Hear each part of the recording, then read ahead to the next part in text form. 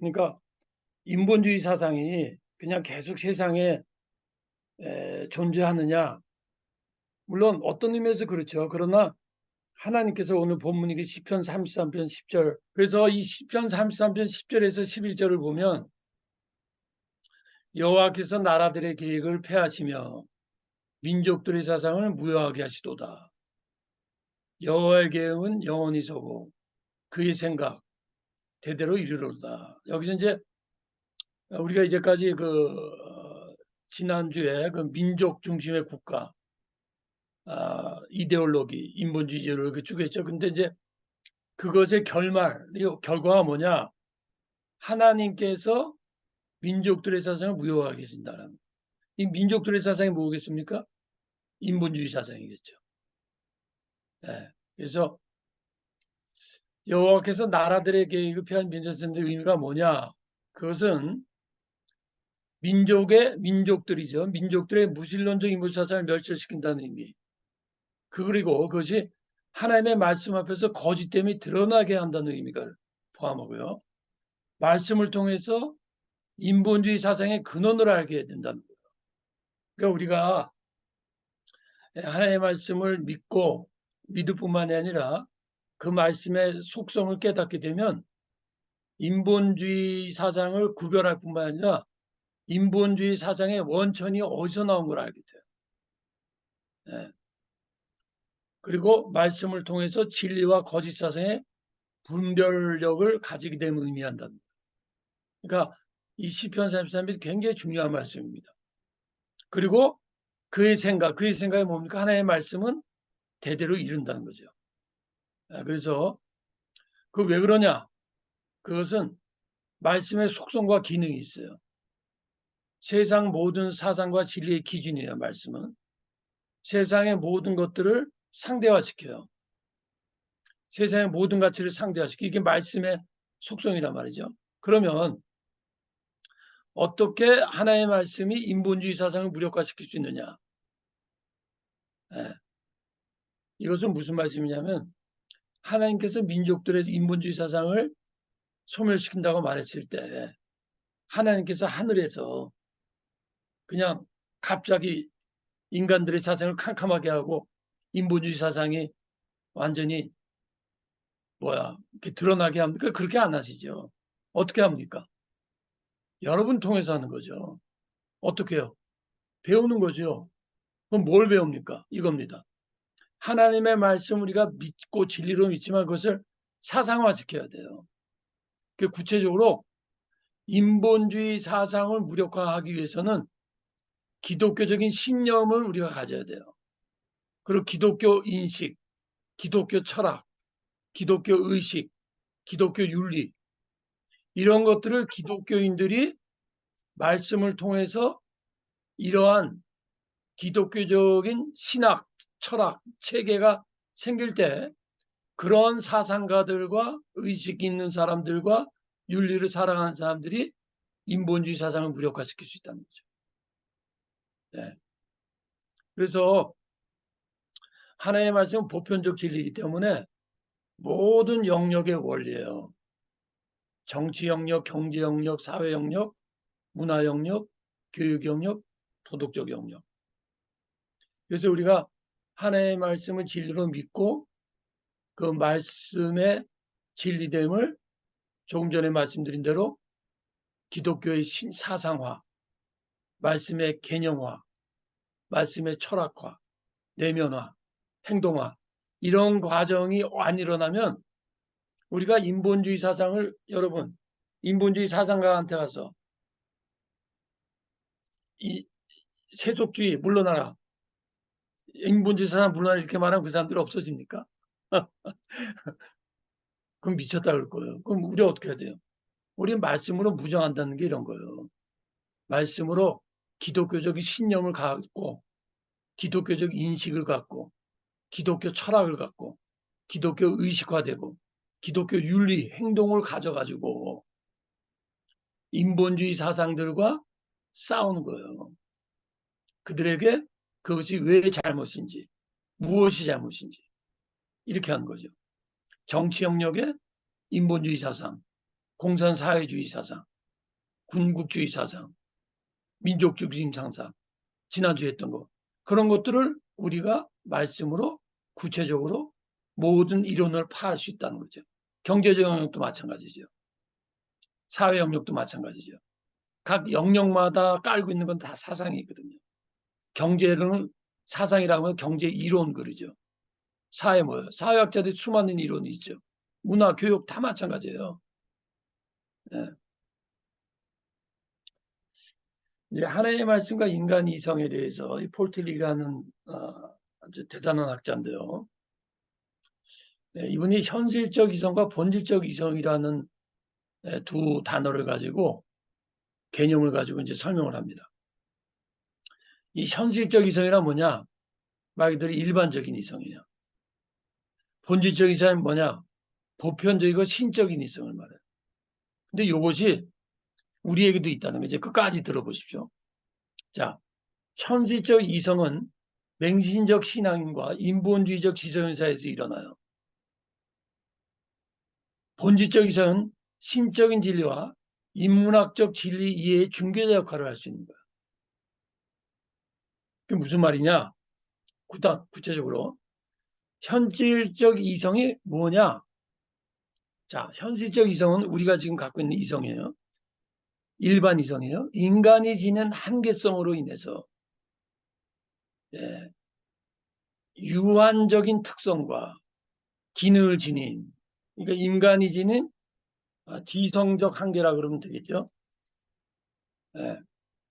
유한적 기능이다. 그러므로 인간은 현실적 이성만으로는 실제를 완전하게 이해할 수 없다. 이게 이제 칸트가 말한 거예요. 칸트의 인식론이 물 자체를 알 수 없다라는 맥락이 거기서 이제 나온 것은 나중에 이제 칸트 얘기가 나오면 그때 조금 더 구체적으로 하겠습니다. 그 다음에 현실적 이성의 약점은 뭐냐면 진리 인식의 양극화예요. 이게 제 얘기 아닙니다. 지금은 폴 틸릭 신학자가 말한 걸 제가 여러분한테 풀어주는 통해서 우리가 기독교적인 인문학을 안다는 것이 어떻게 하나님의 말씀과 기독교 인문학을 연결시킬 수 있느냐를 제가 지금 설명하기 위해서 폴 틸릭이라는 사람이 저같이 뭐 기독교와 인문학 연관된 단어는 사용 안 했지만 같은 맥락에서 이런 말을 한 거예요. 이게 툴이다, 도구다라는 거죠. 그러면 진리인식의 양극화가 뭐냐? 진리인식의 이분화, 진리인식의 흑백논리. 자, 그 밑에 제가 인터넷에 한번 비슷한 개념인가 하면 딴데 똑같이 나왔는데 이런 거예요. 흑백논리로 보는 거예요. 사람도 그렇고 어떤 사건도 그렇고 이거 아니면 저거야. 그게 현실적 이성의 약점이라는 거예요. 자, 여러분 언론이 왜 중요하냐면요. 일단 사람이 그리고 우리가 북한 사회 같은 데는 어릴 때부터 세뇌 공작이라는 게 있잖아요. 사람이 일단 일방적인 한쪽 얘기만 들으면요. 원래 우리의 이성의 기능과 약점이 그로 몰입될 가능성이 굉장히 많아요. 그리고 아주 뛰어난 분별력과 학자나 이런 사상가가 아니면 그 본질을 파악해가지고 거짓이구나라는 것을 인식할 수 있는 능력들이 다 부족해요. 그러니까 일반적 사고방식을 가로막 일반적 사고방식의 특징이라고도 볼 수 있는 게 뭐냐면 진리인식의 흑백논리, 진리인식의 이분화. 이건 나중에 이제 제가 다음 때 이게 이제 할 거예요. 그러니까 이게 조금씩 하나하나 풀어가는 겁니다. 지금 제가. 진리인식의 양극화. 이것이 현실적 이성의 약점이란. 또 더 구체적으로 보려면 그러면 이 조금 아까 말한 어떤 이런 흑백 논리, 양극화. 그게 구체적으로 그게 어떤 거냐?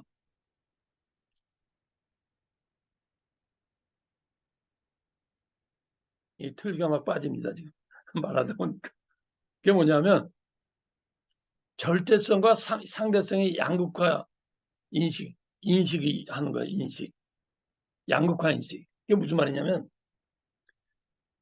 맹신성, 왜곡, 불견적 신앙이에요. 이게 무슨 말이냐면 하나님 살아계시다.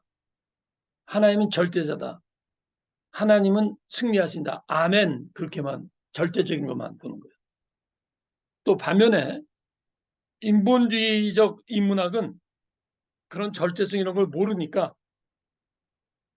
상대적인 지식만 강조하는 거예요. 이해가 되십니까? 그러니까 이걸 이렇게 갈라서 생각해 볼게요. 이거는 주로 신앙인들이에요.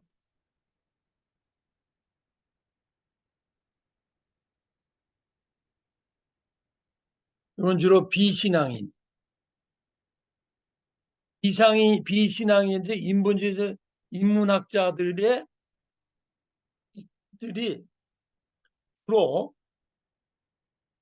상대성만 강조하는 거예요. 무슨 말이냐면 하나님과 신앙이 없기 때문에 절대적인 게 없다라는 걸 말한다. 그리고 신앙인은 절대적인 하나님을 믿지만, 예? 그걸 믿지만 그것만 알아. 그러니까 맹신이 된다는 거예요. 이게 믿는 사람들의 이성이 인문학적 지식이 부족하고 거기에만 쏠리게 되면 이런 양극화 현상이, 그러니까 한쪽에서는 절대성만 강조하고 알고 한쪽에서는 상대성만 알고 그것만 강조. 이게 이게 뭐냐면 신앙 있는 사람과 신앙 있지 않는 사람들이 둘 다 이성이 있잖아요. 신앙인의 이성이지만 이렇게 양극화돼 가지고, 그러니까 이게 오늘날 이게 평등하게 가는 거지. 만나지를 못하는 거죠. 예. 지금 아까 조금 전에 말씀드린 거 조금 더 구체적으로 하면 진리나 실제를 이해하는 데 있어서 절대성과 상대성, 보표성과 지엽성, 본질과 비본질 등을 통합적으로 이해하지를 못해요. 전체적으로 이해를 못하는 거야. 왜? 이 현실적 이성이 그런 거예요. 인간의 이성이 그런 거예요. 즉 진리를 상대적인 것 아니면 절대적인 것만은 파악해요. 실제에 대한 통일적 이해를, 실제에 대한 본질을 총체적이고 직접적으로 단번에 이해하지 못해요. 그렇기 때문에 본질적 이성이 필요한 거예요. 이 본질적 이성은 뭐냐면 현실적 이성의 한계를 극복하고 실체에 대한 양극화적 이해를 넘어서, 요건 이제 실체라고 그래도 되고 진리라고 그래도 돼요.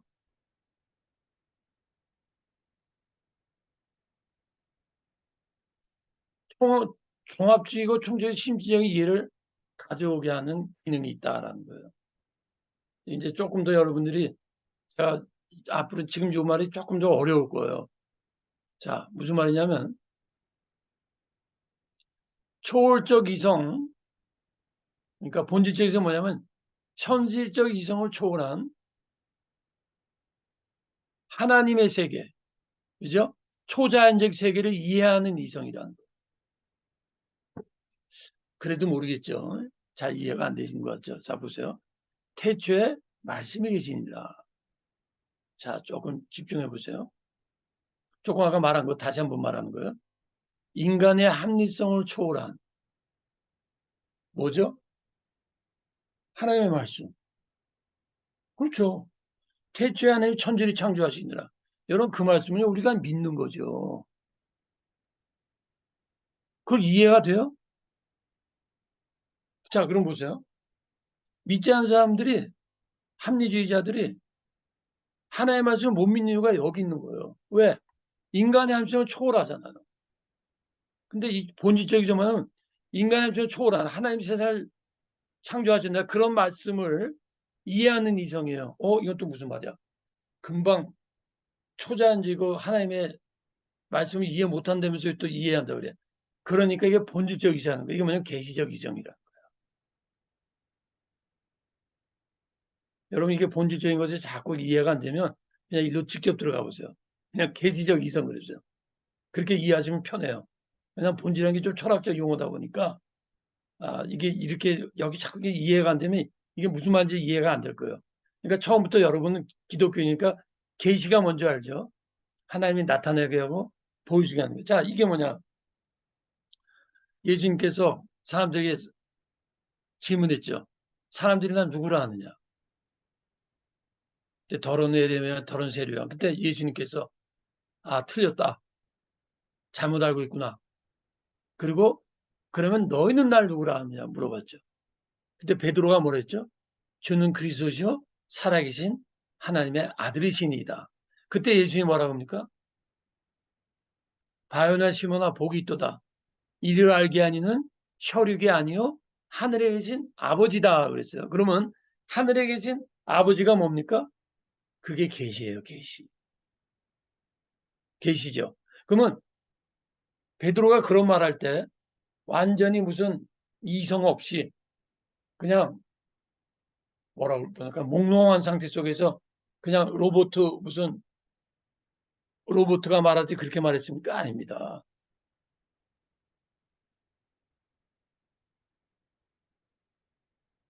이거예요. 그럼 계시적 이성이 뭐냐? 여기다 제가 영성적 이성이라고 그랬죠. 네. 신적 영감에 의한 이성을 의미. 신적인 영의 감동에 의해서 사물이나 사람 혹은 사건 사회 현상을 바라보고 이해하는 걸 말하는 거예요. 그래서 여러분 여기 제가 혹시 나중에라도 다른 데서 할지도 모르니까 여기다가 마태복음 16장 3절 이하 이렇게 찍어 놓으세요. 그 예수님이 거기 뭐라고 그러셨냐면 혈육이 아니요 하늘에 계신 아버지 이러셨거든요. 이게 무슨 말이에요?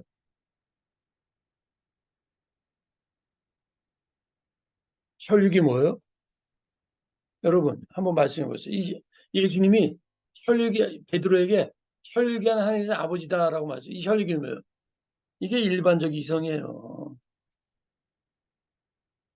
이제 조금 이해가 되시나요? 네. 일반적 이성이 이게. 그 하늘에 계신 아버지께서 알게 했다.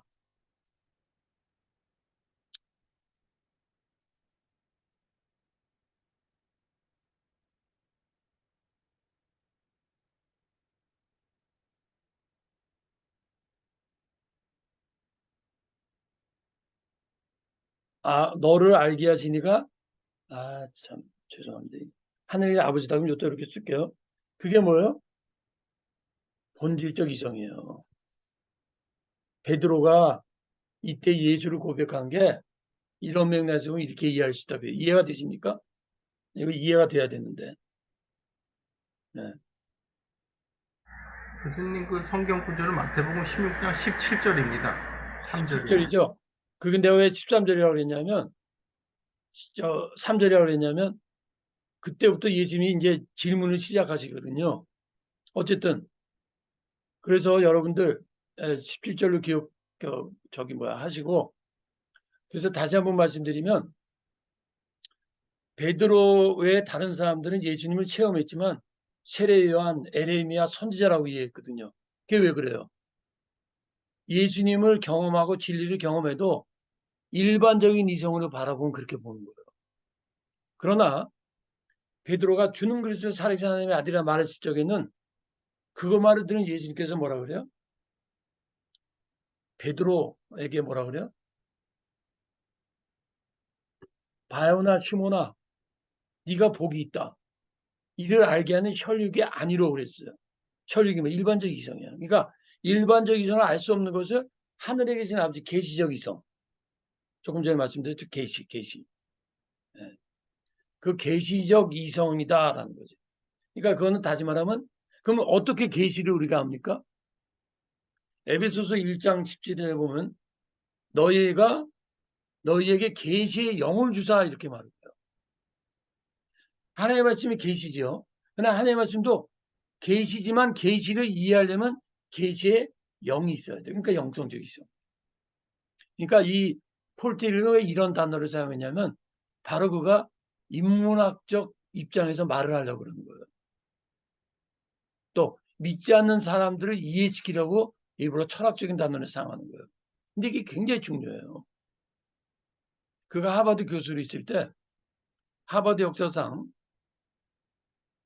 신학 교수로서는 최초로 그 이름이 있어요. 포지션 이름을 얻었어요. 그건 뭐냐면 모든 교수와 모든 회의에 참여하고 모든 과목을 참여하고 가르칠 수 있는 자격을 최고의 영향을 받은 사람이 폴 틸릭이에요. 오케이, 그럼 그렇고. 자, 그럼 성령에 의한 이성. 그걸 그냥 인터넷에서 뽑아 앉아보세요. 일상적 인식세계. 이게 일반적 이성이죠. 영적 인식세계. 이게 성령에 의한 인식이고, 이게 폴 틸릭이 말하는 본질적 이성이에요. 그냥 참자하세요. 그냥 하나님 현존. 이렇게 요런 인식에 여기 뭐 진화라 그랬지만 우린 진화라기보다는 요런 차이가 있는 거죠. 종류가 있죠. 그래서 본질적 이성은 예언자적 이성이다. 이건 제가 이렇게 표현하고 싶어요. 왜냐? 자, 예언자적 이성이 뭐냐? 하나님의 감동을 받거나 혹은 신적인 영에 의해 하나님의 말씀을 이해하거나 거의 기록하거나 선포하는 예언자들이 이성이에요. 무슨 말이에요? 예언자들이나 사도들이 이런 하나님의 말씀을 쓸 때 완전히 무슨 황홀지경이 들어가가지고 그냥 받아쓰기 한 겁니까? 아닙니다. 하나님이 하시는 말씀을 이해하고 듣고 기록하면서 그러나 그때 이 사람들이 이렇게 받아쓰는 거는 일반적인 이성과는 다 그렇다고 해서 몽롱하거나 이성적 기능이 없는 게 그러니까 본질적 이성인 것이 바로 초월적 하나님의 세계와 인간의 세계를 접해줄 수 있는 기능을 갖고 있는 거예요. 왜? 양쪽을 다 하니까. 그래서 말씀드린 대로 성경의 예언자들, 선지, 사도들 보세요. 하나님의 영을 받아 말씀을 선포하고 기록할 때 그들이 무화 상태나 의식을 잃은 상태라고 말하지 않는다. 그렇죠. 그때 성경이 그들이 완전히 무슨 무화 상태나 무슨 뭐 황홀경에서 말해요? 아니에요. 여러분이 저희들 같은 사람들이 이게 예언자까지는 아니지만 비슷하게 경험할 수 있는 게 뭐냐면 많은 기도를 하고 성령의 많은 감동을 와서 설교할 때가 막 우리가 성령의 감동을 설교할 때 보면 여러분 이성이 없어져. 분명히 이성인데 그 이성만이 아닌 걸 우리가 알죠. 그러니까 이성과 하나님의 이성과 성령이 만나는 거죠. 폴틴이 굉장히 중요한 말입니다. 그러니까 우리가 하나님의 말씀이나 초자연적 세계나 영적 세계, 이 세상의 일반적인 사실과 진리를 영감이라든가 이런 본질적 이성의 기능에 의해서 그게 기독교와 인문학에 오히려 그냥 논문에도 이게 똑같은 얘기를 제가 씁니다.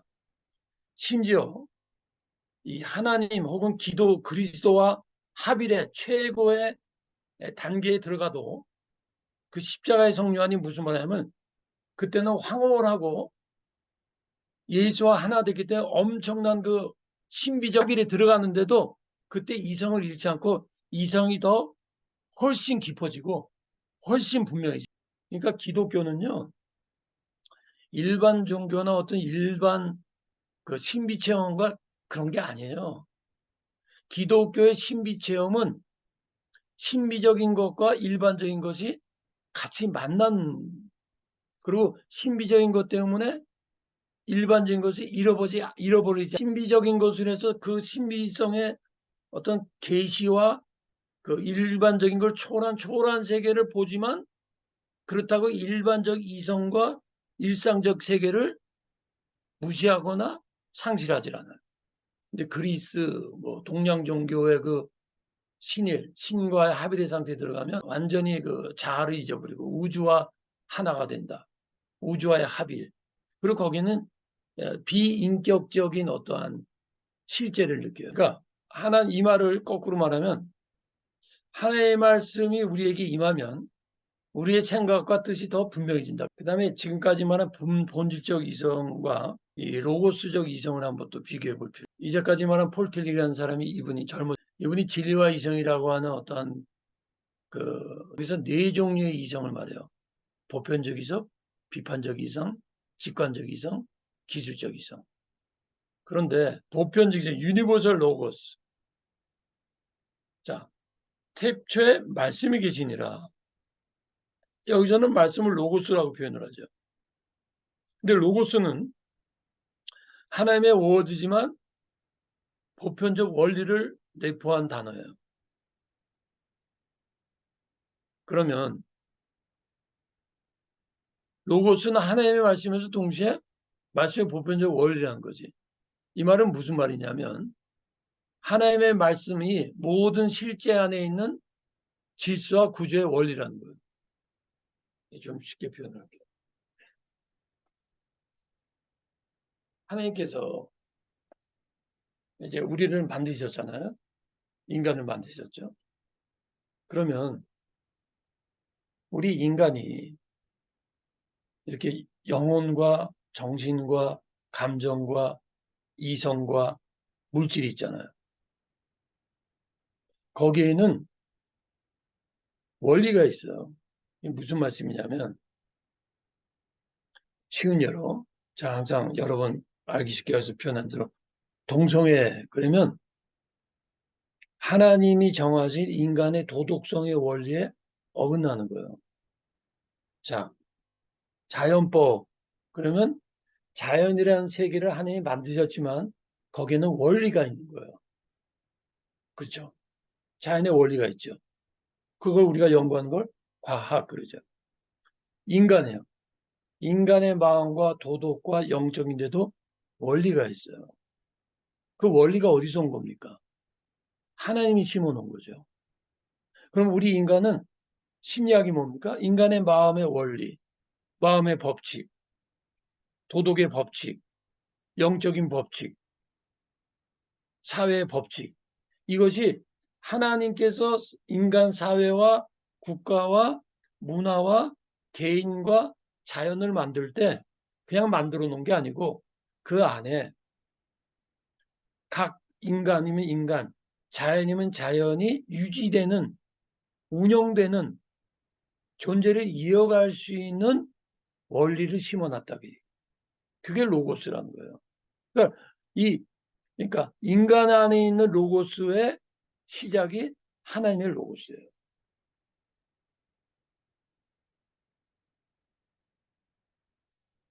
En archei en o logos kai o hologos hein proston theon 카이테오스 hein o logos 이게 뭡니까? 태초에 말씀이 계시니라. En archei 태초에 말씀 로고스 en 그 로고스는 프로스텐폰 하나님과 함께 하셨다. 네. 하나님이 곧 로고스다. 그리고 그거는 하나님과 함께 있다. 그 얘기예요. 그러니까 하나님이 로고스예요. 그러니까 하나님이 로고스이기 때문에 인간을 만들 때 당신의 하나님의 형상을 통해서 만드니까 하나님의 로고스와 똑같지는 않지만 하나님께서 로고스적 존재로서 인간을 만든 거예요. 중요한 건 그 인간의 로고스가 바로 본질적 로고스 역할을 한다는 거예요. 자, 이게 당연히 하나님 로고스를 말하는 겁니다. 특성, 신적 로고스예요. 초자연적 논리예요. 절대적 로고스예요. 절대적 지혜예요. 영적 로고스예요. 인간의 로고스에 개입해요. 이게 무슨 말이냐면 하나님의 로고스가 성령에 의해서 인간의 이성과 그 속에 들어와서 아까 말한 성령의 영적 지성, 영적 우리 인간의 로고스를 인간의 이성을 영적 감동과 영적인 것에 의해서 바로 인간 로고스에 개입한다는 거예요.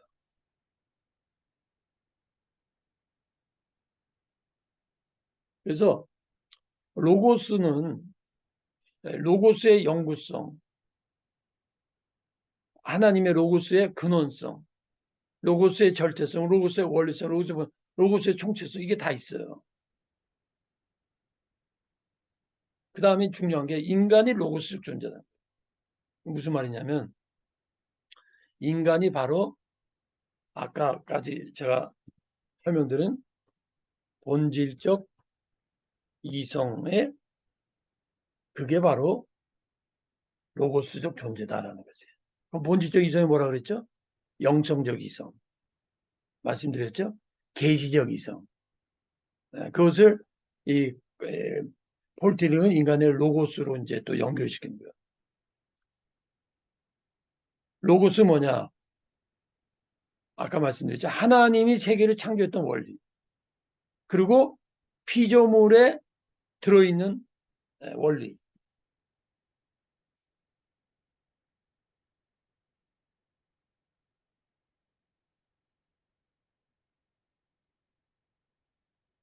그리고 이론, 이성, 실천에서 미적 이성 포함. 이 인간을 말하는 거예요.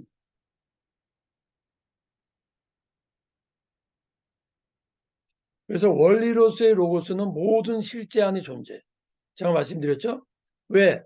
하나님이 창조하셨기 때문에 하나님의 창조는 여러분 쉬운 얘기인데 조금 하나님이 창조했을 때 인간의 양심이 있죠. 그럼 양심이 뭐예요? 양심은 선과 악을 판단하는 윤리란 말이지. 원리란 말이야. 완전 마음의 원리. 또 인간의 정신 안에 존재하죠. 이 로가스가. 만물 안에 존재하죠. 그래서 어떤 분은 이렇게까지 말해. 인간의 양심은 하나님이 주신 거고 인간의 양심은 신적인 거다. 인간의 도덕성도 신적인 거다. 그게 뭐냐면 하나님의 로고스가 인간의 도덕적인 양심에 들어간 것이 도덕 원리, 도덕 로고스예요. 예. 그 감정에 들어간 것이 예를 들면 사랑하고 싶고 미워하는 것을 본능적으로 우리가 미움을 싫어하고 사랑을 이게 뭐야? 감정적 로고스야. 아니, 로고스가 감정 세계에 들어간 거야. 그러니까 감정이라고 그냥 감정만이 아니라는 거지. 감정에도 원리가 있잖아요. 기뻐하는 이유가 있고 슬퍼하는 이유가 있고 그게 다 감정 속에 있는 로고스에 의해서 그렇게 가능한 거거든요.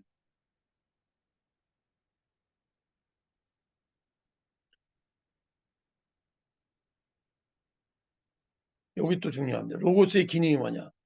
인과 신의 중개자적 기능이라는 거야. 이게 바로 이게 정말 중요한 거죠. 네. 그러니까 이런 말입니다.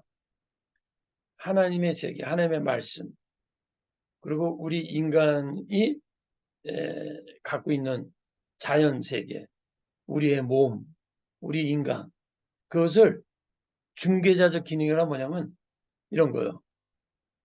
내가 하나님의 말씀을 읽고 깨닫고 이해할 수 있는 기능, 그게 로고스 기능이라는 거죠. 또 자연 세계를 바라보면서 하나님의 작품이라는 것을 믿고 그 속에서 하나님이 만든 자연 법칙을 통해서 자연적 로고스를 발견하는 인간의 어떠한 그런 생각들. 그래서 뭐냐? 인간의 지성이 세계를 파악할 수 있는 것. 이것이 바로 로고스적 기능이다. 이렇게 우리가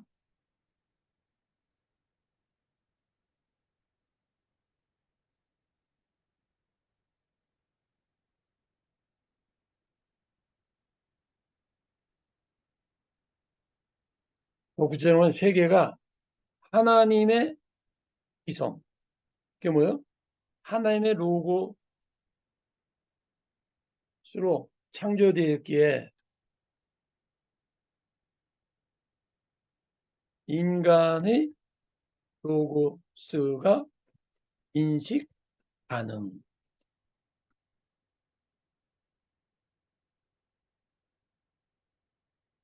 왜? 로고스가 같은 성격의 실체니까. 물론 다른 점은 있어. 아까도 말했지만 하나님의 로고스는 절대적이지만 우리는 상대적이에요. 그런 의미에서 따르지만 그래도 같은 로고스라고 하는 거예요. 네. 인식 기능이 있다는 거예요. 신학에서 로고스적 요소가 사람은 성서의 말이 지닌 의미를 이해하려 애쓰지 않고 성서의 말을 열광적으로 되풀이한다. 이게 아까 처음에 말한 뭐예요? 맹신이 되는 거예요. 맹신.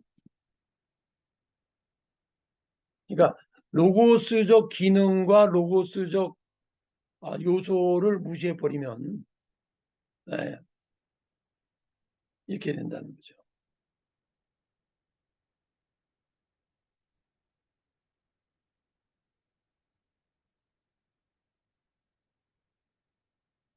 그래서 이것은 다시 보면 이제까지 말씀드린 걸 다시 한번 요약하면 본질적 지성과 본질적 지성과 현실적 이성.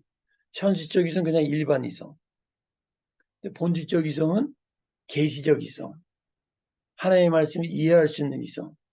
하나님의 로고스와 인간의 로고스가 만날 수 있는, 그걸 인식할 수 있는 이성. 크게 이렇게 세 가지로 본 거죠. 근데 말씀과 지성의 변질적 관계는 뭐냐면 이게 뭐냐면요.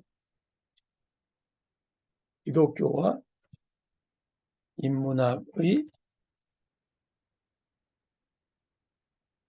기능이에요.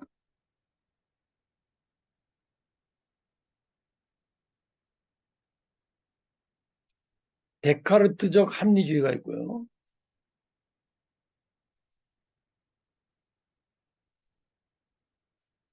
파스칼의 합리성이 있어요. 이 데카르트적 합리적이라는 건 뭐냐면 물론 데카르트도 신의 존재를 믿었어요. 그런 데카르트는 거의 합리주의의 토대로 세운 사람. 이렇게 설명하면 또 무슨 말인지 모르실 거야. 그러면 내가 파스칼을 설명할게. 파스칼의 합리성은 뭐냐면 인간의 일반이성, 한계를 말하는 거예요. 사실 오늘 강의가 굉장히 중요하고 그걸 오늘 제가 현실적 이성이죠. 오늘 한 거. 이 현실 이성과 본질 이성의 관계를 말한 거예요. 사실은. 폴틸릭의 입장에서 보면 파스칼은 이런 단어를 사용 안 했어요. 그러나 폴틸릭 입장에서 보면 아이고 또 이렇게 돼버리네.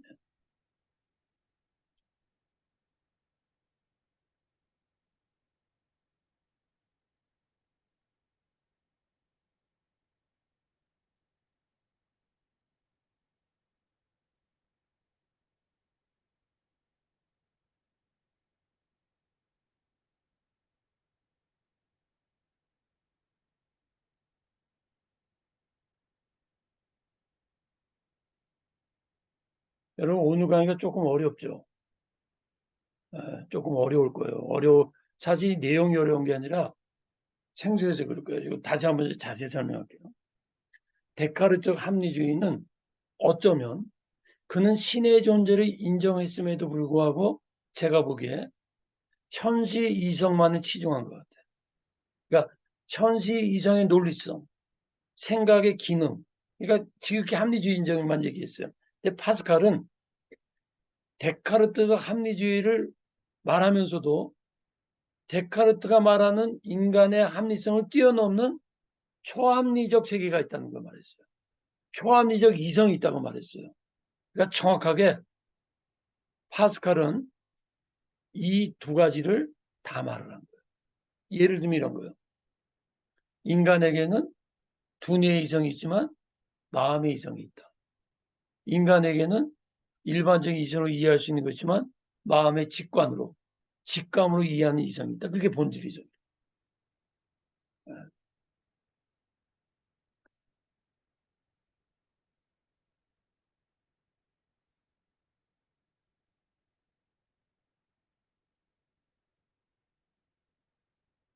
그러면 이게 왜 변죽법적 과정이 필요하냐라는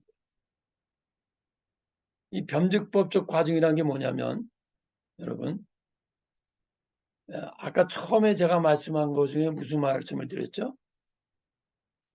처음 말씀드릴 때 이 현실적 이성의 약점이 뭐라 그러는 거 혹시 기억나세요? 양극화라 그랬죠. 양극화.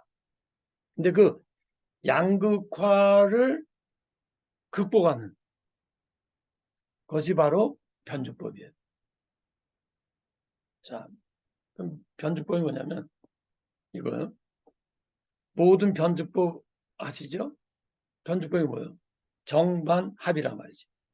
그러면 변죽법은 뭐냐면 말씀이라고 하는 초자연적 이성, 초자연적 것과 인간 자연적이라고 하는 인간증과의 대립적인 것이 단순히 일반 이성으로 끝나면 양극화가 되고 흑백 논리가 되고 맹목적이 되거나 인본주의 빠진다 그랬어요. 근데 그것을 그 대립되는 것을 양극화시키지 말고 그게 부딪히고 만나야 된다는 것이 해결의 변주법 아닙니까? 정반합. 그러면 칼발트가 말씀의 변주법칙이 지금 말한 거예요. 이러고요. 하나의 말씀은 자연과 세상과의 변주법칙 관계가 있다. 그러니까 그러므로 말씀과 세상 그러므로 뭐라고 표현할까? 하나님의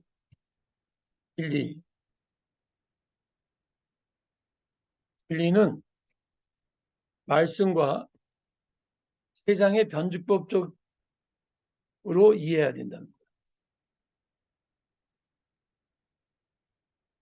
쉬운 얘기예요. 지난번에 말씀드렸죠. 한 손에 있는 신문, 한 손에 있는 성경. 그게 뭐냐? 신문은 세상, 하나의 말씀은 진리, 영적인 것. 그 이 두 개가 서로 변증법적으로 이해해야 된다는 거예요.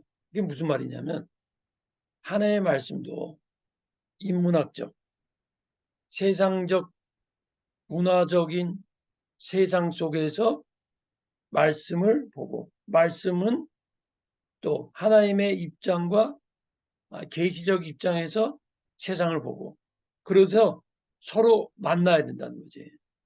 그게 변증법이라는 거예요. 그러면 말씀의 진리와 세상의 것과 타협해서 혼합의 단계로 간다는 의미가 아니에요. 말씀과 세상의 만남으로 오히려 세상에 세상적인 것이 있고 세상에 하나님의 역사가 있고 이런 것들을 분별하고 구별한 그러므로 크리스찬으로서 가지는 새로운 합의 인식 영적이면서도 인문학적인 제3의 인식에 가야 하는 것이 바로 변증법적이라는 거예요.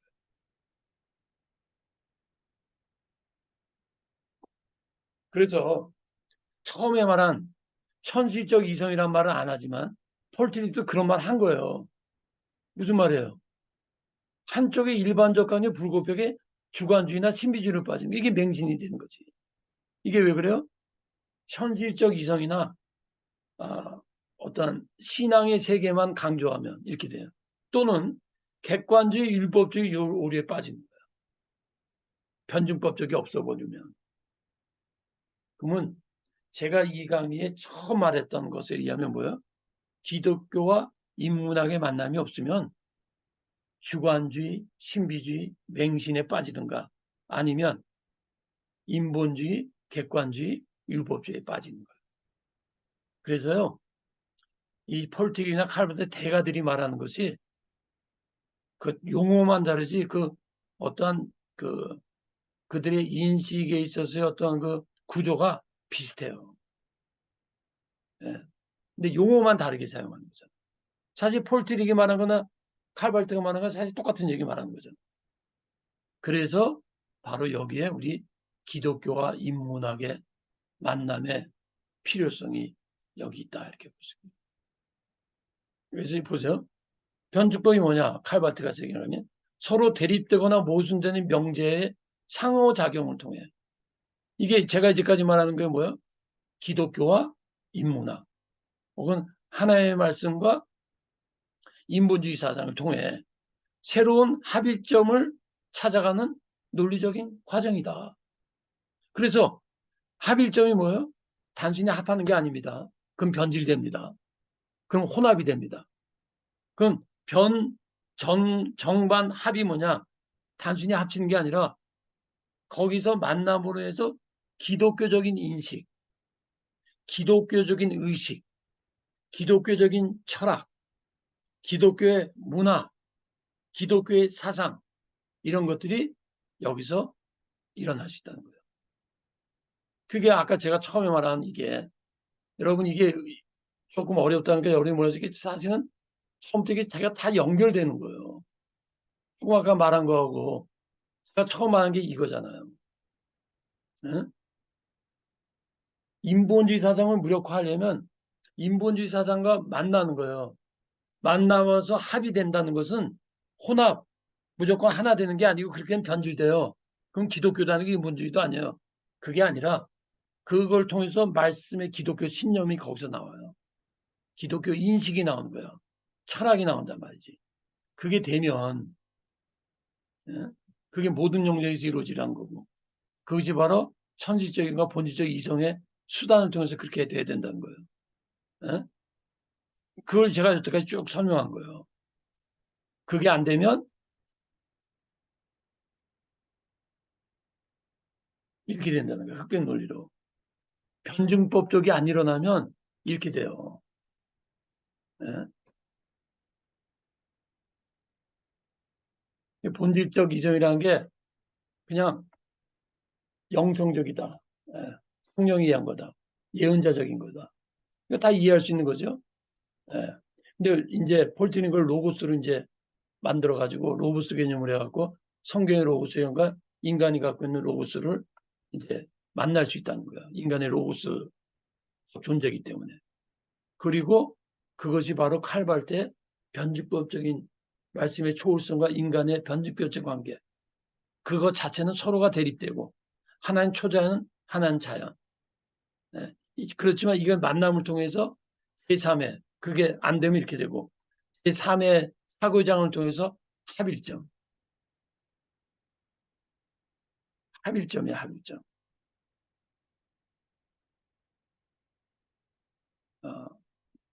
제가 다시 한번 말할게요. 여기 합일점은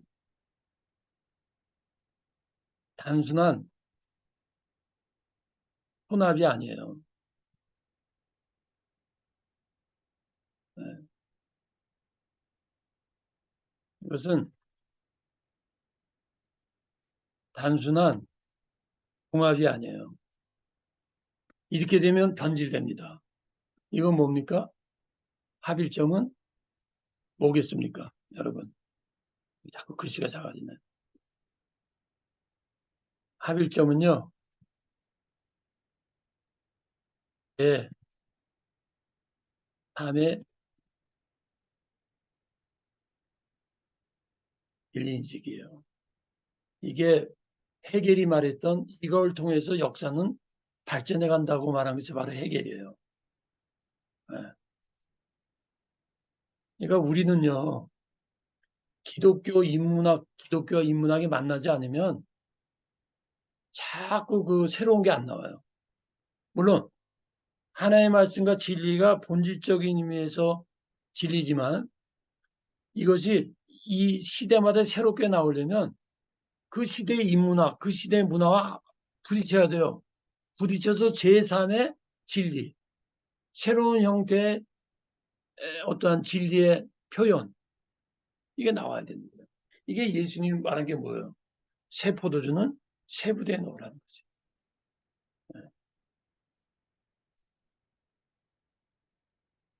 네, 이거 뭐 비슷한 얘기고요. 이거 뭐 다 상식으로 하시고 이거 정반합, 그죠? 서로 반대되지만 합이 일어나는 거죠. 그러면 제3의 것이 되는 거. 이게 또 시간이 지나면 하나의 전통, 하나의 진리로 자리 잡게 돼요. 그럼 여기서 또 반대가 일어나. 그럼 또 새로운 제3의 네, 바로 이거죠. 뭐이 정도면 네, 이건 다 했던 얘기입니다. 그래서 여기까지 하는 거로 하겠습니다.